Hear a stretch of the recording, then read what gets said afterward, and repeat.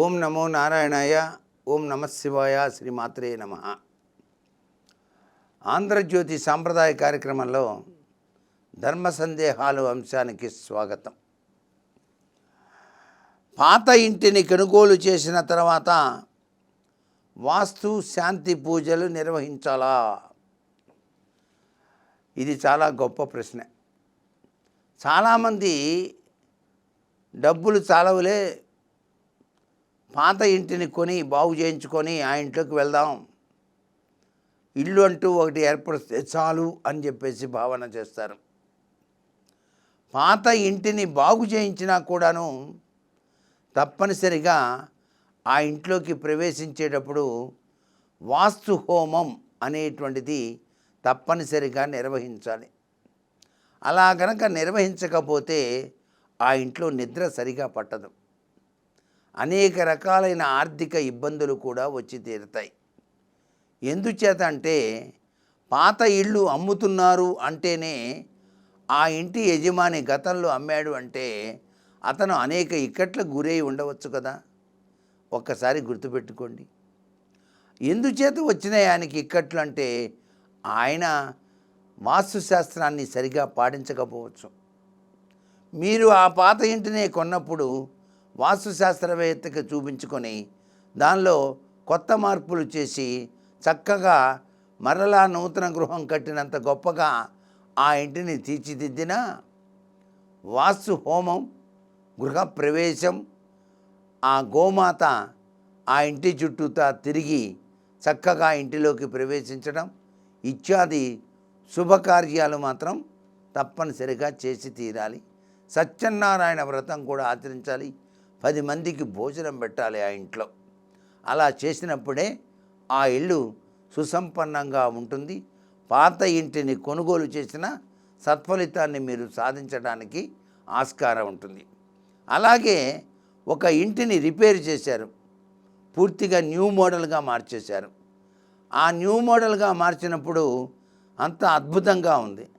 పాత గోడలకి చాలా చక్కటి అలంకరణ చేసి చక్కగా ఆ ఇంటిని మోడరేట్గా తయారు చేశారు.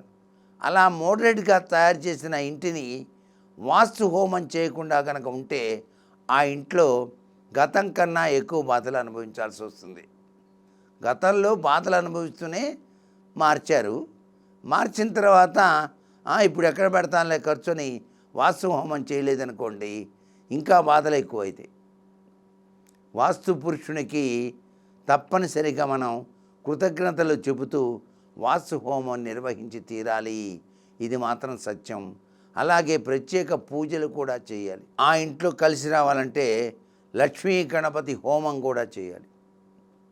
వాస్తు హోమం, లక్ష్మీ గణపతి హోమం, సత్యనారాయణ వ్రతం ఇవన్నీ కనుక ఆచరించినట్లయితే తప్పనిసరిగా ఆ ఇల్లు బంగారమే అవుతుంది.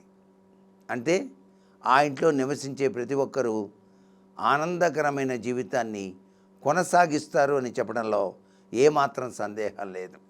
అంతేగాని మాదేనండి పాత ఇల్లు బాగు చేయించాను అందుకని ఊరికే ఏదోలేండి సరిపోతుందని చెప్పేసి చిన్న పూజ చేసి వెంకటేశ్వరం కొబ్బరికాయ కొట్టాం వెళ్ళేసామండి ఇంట్లో కంటే కుదరదు. తప్పనిసరిగా వాస్తు హోమం చేయాలి. సత్యనారాయణ వ్రతం చేసి తీరాలి. గోమాత సేవ తప్పనిసరిగా చేయాలి. ఆ ఇంటికి కొత్త ఇల్లుగా కట్టినటువంటి పాత ఇంటిని మార్చినప్పుడు గోవుకు సేవ చేయాలి. మర్చిపోకండి. గో సేవ చేసినప్పుడే ఆ ఇంట్లో లక్ష్మీదేవి ప్రవేశిస్తుంది అనే విషయం గుర్తుపెట్టుకొని మీరు ఎప్పుడైతే ఆ ఇంట్లోకి ప్రవేశిస్తారో ఆ ఇంట్లోకి గోవును తీసుకువెళ్ళి ఆహారం తినిపించి చుట్టూతా ప్రదక్షిణం చేయించి నమస్కారం చేసి పంపించండి. మీకు సర్వ విధాల శ్రేయోదాయకం కలుగుతుంది. తరువాత వాస్తు హోమం, సత్యనారాయణ వ్రతం ఇవన్నీ కూడా ఆచరించి 10 మందికి భోజనం పెట్టండి. ఆ ఇంట్లో వారి ఆశీస్సులు పొందండి.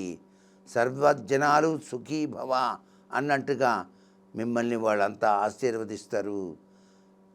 ఇది చాలా గొప్ప విశేషం. సర్వే జనా సుఖినో భవంతు.